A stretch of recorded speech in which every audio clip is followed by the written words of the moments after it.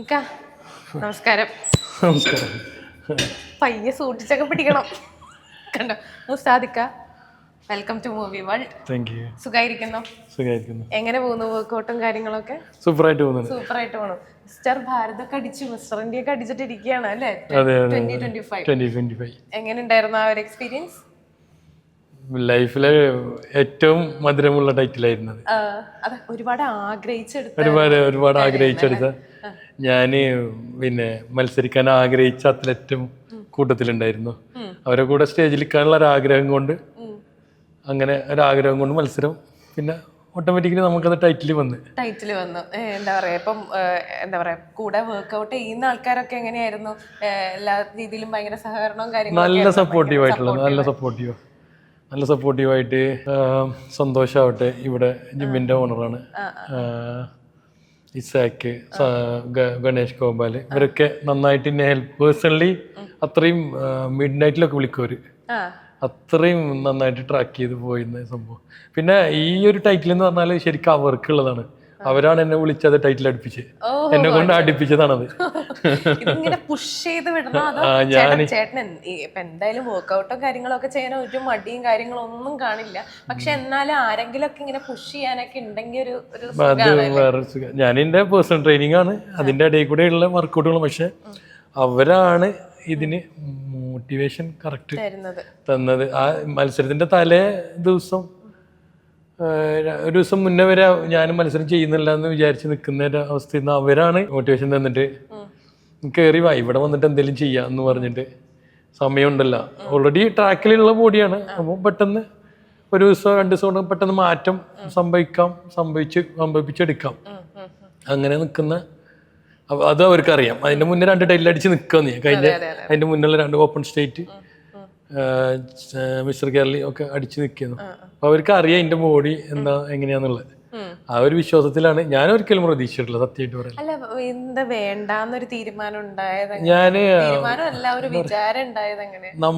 ഞാൻ ഉദ്ദേശിക്കുന്ന ഒരു പെർഫോമൻസിക്ക് ബോഡി എത്തുമോ എന്നുള്ളൊരു കൺഫ്യൂഷനില്.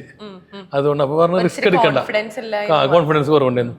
അപ്പം റിസ്ക് എടുക്കണ്ട. പിന്നെ ഈ മത്സരത്തിന് വേണ്ടി പ്രിപ്പയർഡ് ആയതല്ല.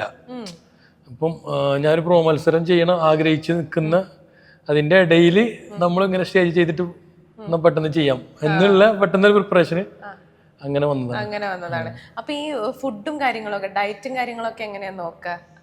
അതായത് പ്രത്യേകം ഒരു ഡയറ്റ് ഫോർമാറ്റ് ഒക്കെ ഉണ്ടോ?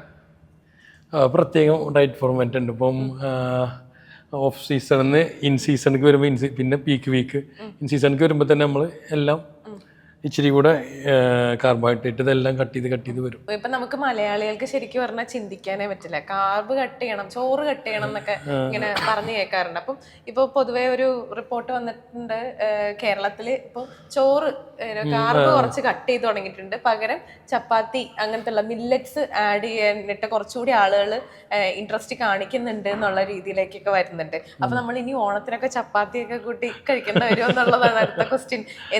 ഇതെങ്ങനെയാ ഈ ഒരു ഫോർമാറ്റ് വരുന്നത്? കാർബാണോ അതോ കാർബോഹൈഡ്രേറ്റ്? നമുക്ക് എല്ലാം കാർബോഹൈഡ്രേറ്റ്. റൈസ് മാത്രമല്ല, നമ്മളിവിടെ അതൊരു മുന്നേ ട്രഡീഷണൽ ആയിട്ട് എടുത്തൊരു ഭാഗമായിട്ട് എടുത്തൊരു ഫുഡുണ്ട്.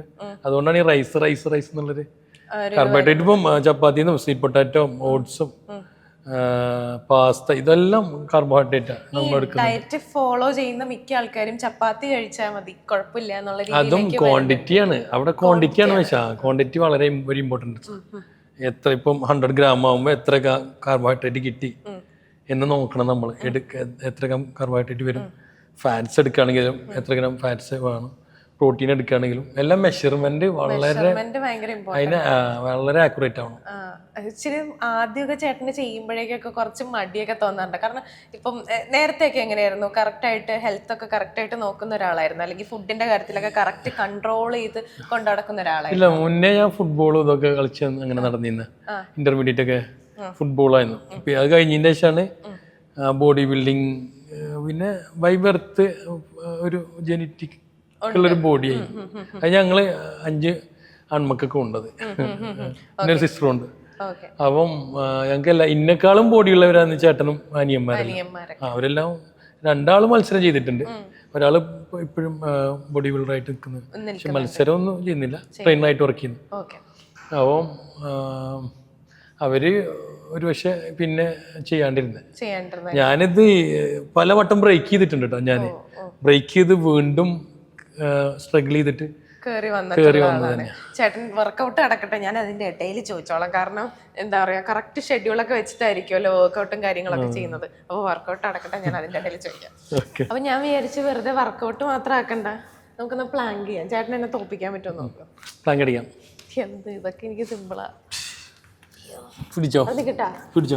ടൈം നോക്കും. Ready, 1 2 3 2 3 4 5 6 7 8 9 10 1 2 3 4 5 6 7 8 9 10 11 12 13 14 15 16 17 18 19 20 1 2 3 4 5 6 7 8 9 10 1 2 3 4 5 6 7 8 9 10 1 2 3 4 5 6 7 8 9 10 1 2 3 4 5 6 7 8 9 10 1 2 3 4 5 6 7 8 9 10 1 3 4 5 6 7 8 9 10 1 2 3 4 5 6 7 8 9 10 1 2 3 4 5 6 7 8 9 10 1 2 3 4 5. 1 minute 37 seconds later.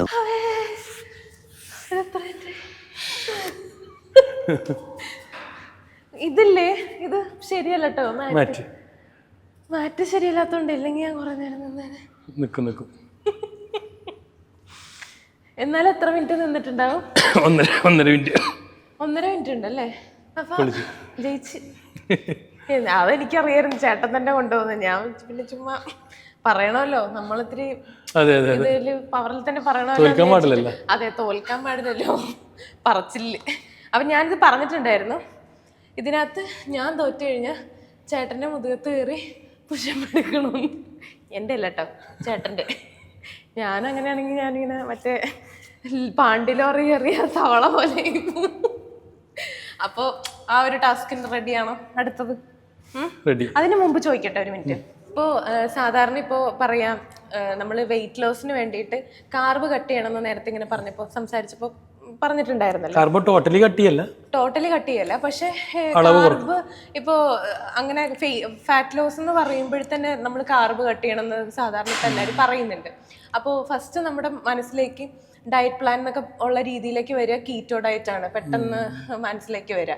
അപ്പോൾ ഈ ശരിക്കും പറഞ്ഞാൽ കാർബ് എനർജി തരുന്നതല്ലേ, അപ്പോൾ അങ്ങനെ അതിന്റെ ഇമ്പോർട്ടൻസ് എങ്ങനെയാ? കാർബാണ് മെയിൻ ഫ്യൂവല്. നമ്മുടെ ബോഡിയിലത്തെ മെയിൻ ഫ്യൂവല് കാർബോഹൈഡ്രേറ്റ് ആണ്. പക്ഷെ നമ്മുടെ ബോഡിക്ക് വേണ്ട ക്വാണ്ടിറ്റി അല്ല നമ്മൾ കഴിക്കുന്നത്, ഓവറായിട്ടുള്ള ക്വാണ്ടിറ്റിയാണ്. പിന്നെ ഈ ഷുഗർ ഇതെല്ലാം നമ്മൾ ഡെയിലി എടുക്കുന്നത്. അപ്പം ഇപ്പം ഞാനൊരു മീലിൽ ഇച്ചിരി കാർബോ ആഡ് ചെയ്ത് എടുത്തെങ്കിൽ അത് നെക്സ്റ്റ് മീലിൽ അത് മേക്കപ്പ് ചെയ്യണം.